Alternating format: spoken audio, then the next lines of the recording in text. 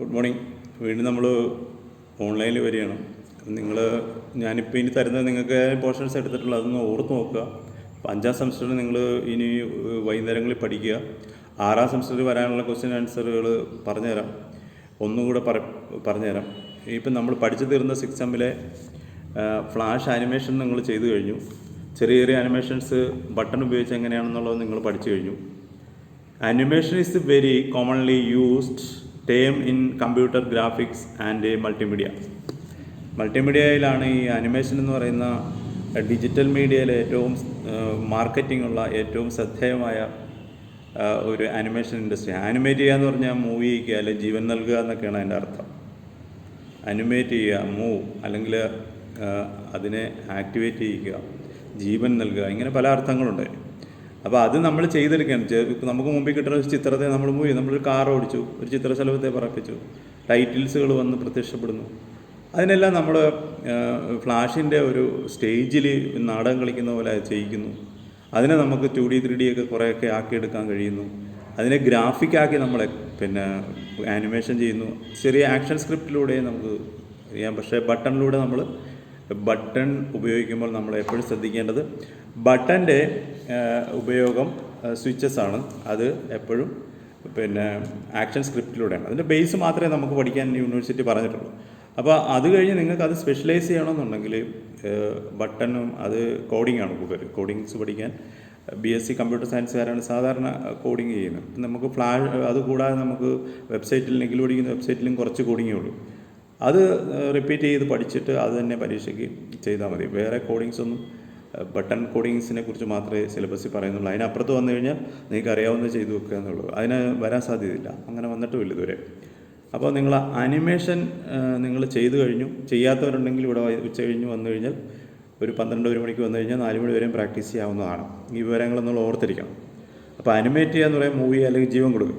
It is generally means displaying moving object. ഒബ്ജക്റ്റുകളെ display ചെയ്ത് move ചെയ്യുക എന്നുള്ളതാണ്. How the real meaning of animation encompassed somewhat broader aspects of bringing into life. This means that displaying dumb and static objects and even does not make sense in any way in the field of realistic visualization. In static display, only variation of colors, shades, structures, lighting, illuminations and rendering in a concerned. അപ്പം നമ്മൾ ഒരു display ചെയ്യുക, ആ ചിത്രങ്ങളെ നമ്മൾ move ചെയ്യുക, അതിലൂടെ പുതിയ വിഷ്വലൈസേഷൻ ചെയ്യുക. അതാണ് ടോം ആൻഡ് ജെറി പോലുള്ള എടുത്ത് നോക്കിയാൽ നമുക്ക് അത് കോഡിംഗ് അല്ല. ഒബ്ജക്റ്റിൽ തന്നെ ഓരോ ഫ്രെയിംസുകളിലെ മൂവ്മെൻറ്റ്സ് ഓരോ ഫ്രെയിംസിലും വെച്ചെടുക്കുന്നുണ്ട്. കുറേയൊക്കെ ട്യൂണിങ്ങിലാണ് ചെയ്യുന്നത്, ട്യൂണിങ്ങും ലൂപ്പിലും ചെയ്യുന്നുണ്ട്. ഇങ്ങനെയുള്ള ഫ്ലാഷ് സോഫ്റ്റ്വെയറിലുള്ള ഒബ്ജക്റ്റീവായിട്ടുള്ള പല കാര്യങ്ങളെ നമുക്ക് മൂവ് ചെയ്ത് കൊണ്ടുവരാനും അതിനകത്ത് തന്നെ നന്നായിട്ട് വരച്ചെടുക്കാനും നല്ല എംബ്ലങ്ങളോ ഡിസൈൻസുകളോ അതിനകത്ത് ആളുകളുടെ ക്യാരക്ടറോ ഒക്കെ 2 ഡയമെൻഷൻ ഒരു പരിധിവരെ 3 ഡയമെൻഷൻ ഇമ്പാക്റ്റ് കൊടുത്തുകൊണ്ടും ചെയ്യാൻ ഫ്ലാഷ് സോഫ്റ്റ്വെയറിന് കഴിയും. ഇതാണ് നമ്മൾ പഠിച്ചത്. ആ പഠിച്ച കാര്യങ്ങളുടെ തിയറി പരീക്ഷയ്ക്ക് കുറച്ച് ഫ്ലാഷ് സോഫ്റ്റ്വെയറെ കുറിച്ച് എഴുതാൻ പറഞ്ഞു കഴിഞ്ഞാൽ ആ ഫ്ലാഷിൻ്റെ ടൈം ലൈൻ എന്താണ്, ടൂൾസ് എന്താണ്, ആ സ്റ്റേജ് എന്താണ് നടക്കുന്നത്, അതിൻ്റെ പ്രോപ്പർട്ടീസിൽ എങ്ങനെയാണ് പോകുന്നത്, അതിൻ്റെ ആക്ഷൻ സ്ക്രിപ്റ്റിൽ നമ്മൾ എന്താണ് ചെയ്യുന്നത്, ഇതിനെക്കുറിച്ചൊക്കെ സ്വന്തമായിട്ടൊരു ഐഡിയയിൽ വിശദീകരിക്കാൻ കഴിയണം. നോട്ട്സ് ഞാൻ അയച്ചു തരുന്നുള്ളൂ. അതുകൂടാതെ നമ്മൾ പഠിച്ച കാര്യമായിട്ട് നിങ്ങൾക്ക് പെട്ടെന്ന് ആലോചിച്ച് നിങ്ങളുടേതായ ലാംഗ്വേജിൽ അത് പ്രസൻറ്റ് ചെയ്യാനും കഴിയും.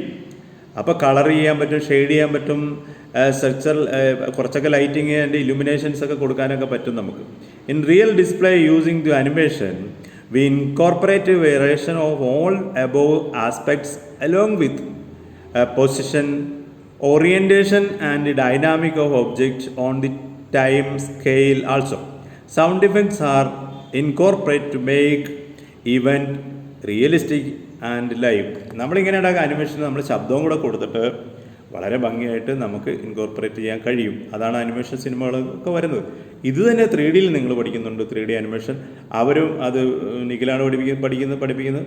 രണ്ടും തിയറി. അനിമേഷൻ എന്ന് പറയുന്ന തിയറി പൊതുവെ നമുക്ക് ഞാൻ നേരത്തെ പറഞ്ഞിട്ട് തന്നിട്ടുണ്ട്, ആൻറ്റിസിപ്പേഷൻ ആക്ഷൻ റിയാക്ഷനെ ബേസ് ചെയ്തിട്ട് നമ്മളൊരു പ്രവൃത്തി ചെയ്യാനുള്ള ചിന്ത അല്ലെങ്കിൽ അതിൻ്റെ പ്രവൃത്തിയുടെ ഉൾവലിയലും പിന്നെ ചെയ്തു കഴിഞ്ഞാൽ അത് എന്തിലാണോ റിഫ്ലക്റ്റ് ചെയ്യേണ്ടത് അത് റിഫ്ലക്റ്റ് ചെയ്യുകയും ചെയ്യുന്ന പകർത്തിയെടുക്കുക. അത് മനുഷ്യനാണെങ്കിൽ അഭിനയിക്കുന്ന ഒരു ക്യാരക്ടർ നമ്മൾ ചിന്തിച്ച് അഭിനയിക്കുകയും അല്ലെങ്കിൽ ഓർത്ത് അഭിനയിക്കുകയും അല്ലെങ്കിൽ അവരുടെ ആക്ഷന് മുമ്പ് ഒരു ആൻറ്റിസിപ്പേഷൻ എന്ന് പറയുമ്പോൾ അതിന് തയ്യാറെടുക്കുകയും ഒരു ആക്ട് ചെയ്യുന്നത് എങ്ങനെയാണ് അതിൻ്റെ സിമ്പിൾ ആയിട്ട് നമ്മൾ ഓർത്തിരിക്കുക. അതൊരു അമ്പ് നമ്മൾ വില്ലിൽ വെച്ചിട്ട് വില്ല് പുറകോട്ട് പോയ നല്ല ടൈറ്റ് ചെയ്തിട്ടാണ് മുന്നോട്ട് പോകുന്നത്. അപ്പോൾ ആ പുറകോട്ട് പോകുന്ന പ്രവൃത്തിയെ നമ്മൾ ആൻറ്റിസിപ്പേഷൻ എന്നും ആക്ട് ചെയ്യുക എന്ന് പറഞ്ഞാൽ അതങ്ങോട്ട് പോവുകയും അത് ചെന്ന് തറക്കുന്നവിടത്തുണ്ടാകുന്ന സംഭവങ്ങളെ കാണിക്കുകയും ചെയ്യുമ്പോൾ റിയാക്ഷൻ, ആൻറ്റിസിപ്പേഷൻ ആക്ഷൻ റിയാക്ഷൻസ് ഒരു തിയറി. ബൗൺസിങ് ബോൾ തിയറി ഞാൻ പറഞ്ഞു തന്നു. സ്ട്രെച്ച് ആൻഡ് സ്കോഷ്, വന്ന് വീഴുമ്പോൾ സ്ട്രെച്ച് ആകുകയും ഉയർന്നു പോകുമ്പോൾ സ്കോഷ് ആകുകയും ചെയ്യുന്നു. അത് ബൗൺസിങ് ബോൾ തിയറിയാണ്. ഇതെല്ലാ ആനിമേഷൻ തിയറീസുകളിലും നമ്മൾ ഉപയോഗിക്കുന്നു. പിന്നെ വേവ് തിയറി ഉണ്ട്. നമ്മളൊരു വെള്ളത്തിൽ കൂടെ ഇങ്ങനെ പോകുമ്പോഴെങ്ങനെയാണോ അതിനെ ഓരോ ഫ്രെയിമും പിടിച്ചു വെച്ച് എൻ്റെ താളത്തിൽ പോകുന്നത്, ഓരോ ആക്ഷൻസിനും ആൻറ്റിസിപ്പേഷൻ ആക്ഷൻ റിയാക്ഷൻസ് ഉണ്ട്. ഇത് നമ്മൾ സിനിമ അഭിനയിക്കുമ്പോഴും ആക്ഷൻ റിയാക്ഷൻ എന്ന് പറയുന്ന ആൻറ്റിസിപ്പേഷൻ ആക്ഷൻ റിയാക്ഷൻ എന്ന് പറയുന്ന ഒരു തിയറിയിലാണ് നമ്മൾ ഒരാൾ അഭിനയിക്കുകയൊക്കെ ചെയ്യുന്നതും അതിൻ്റെ റിയാക്ഷൻസ് വാർത്തെടുക്കുകയൊക്കെ ചെയ്യുന്നത്. അപ്പോൾ ഇത് മൊത്തത്തിൽ നമ്മളൊരു ആക്ടിങ് അറിയാവുന്നവർ അല്ലെങ്കിൽ മിമിക്രിയൊക്കെ ചെയ്യുന്നവരാണ് പൊതുവെ അനിമേഷൻ ഇൻഡസ്ട്രിയെ വളരെയധികം ബലപ്പെടുത്തുന്നത്, പ്രത്യേകിച്ച് 2D കോമിക് ആയിട്ടുള്ള animations. Animation is the process of simulating real and dynamic behaviour of objects and even using rule of computer graphics. കമ്പ്യൂട്ടറിൽ നമ്മൾ വരച്ചുണ്ടാക്കുന്ന ഒരു ചിത്രത്തെ നമ്മൾ റിയൽ ലൈഫിൽ എങ്ങനെയാണോ കാണുന്ന പോലെ ആ ഒബ്ജക്റ്റിനെ നമ്മൾ അഭിനയിപ്പിച്ചെടുക്കുന്ന ആ രീതിയെ അനിമേഷൻ എന്ന് നമ്മൾ വിശേഷിപ്പിക്കുന്നു. അതാണ് കൂടുതലായിട്ടും ഫിസിക്സ് ഓഫ് പാർട്ടിക്കിൾ ഡൈനാമിക്. അതിൻ്റെ ഒരു ഫിസിക്സ് പാർട്ടിക്കിൾ ഡൈനാമിക് എന്നാണ് പറയുന്നത്. Of course other scientific disciplines like computations, geometry, images and single processive data theories. It is well involving the development of animation software package. അങ്ങനെ നമ്മളിത് സയൻറ്റിഫിക്കായിട്ട് പണ്ട് ഓരോ ഫ്രെയിമും ഓരോ പേജിലും വരച്ച് മൂവ്മെൻറ്റ്സ് കാണിച്ചിരുന്നു.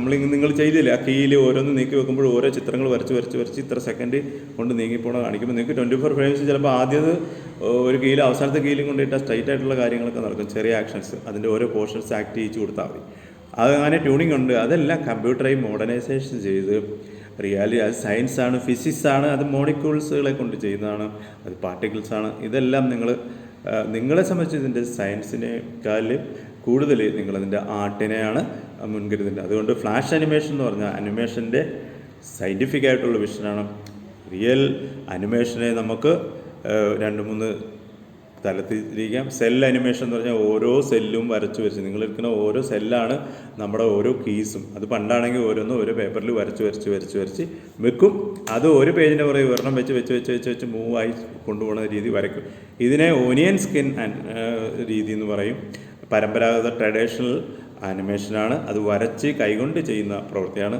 പിന്നീട് വന്നതാണ് കമ്പ്യൂട്ടർ ആനിമേഷൻ. അത് ട്യൂണിംഗ് എന്ന് പറയുന്നത്. അതിന് ഏറ്റവും കൂടുതൽ ഉപയോഗിക്കുന്നത് 2D ആനിമേഷൻ, ഫ്ലാഷും 3Dക്ക് മായ പോലുള്ള 3D മാക്സ് പോലുള്ള സോഫ്റ്റ്വെയർ ഉപയോഗിക്കുന്നതായിട്ട് നിങ്ങൾ ഓർത്തിരിക്കണം. ഇത് അടിസ്ഥാനപരമായിട്ട് ഓർത്തിരുന്നാൽ സോഫ്റ്റ്വെയർ എന്താണെന്ന് നിങ്ങൾ എഴുതാൻ നിങ്ങൾക്കറിയാം. അത് ഞാൻ വീണ്ടും ഒന്നുകൂടെ പറഞ്ഞു തരുന്നതാണ്. അപ്പോൾ അനിമേഷൻ എങ്ങനെയാണ് ഡെവലപ്പ് ഓഫ് അനിമേഷൻ എന്നുള്ളത് നമുക്ക് വീണ്ടും അടുത്ത ക്ലാസ്സിൽ പഠിക്കാം.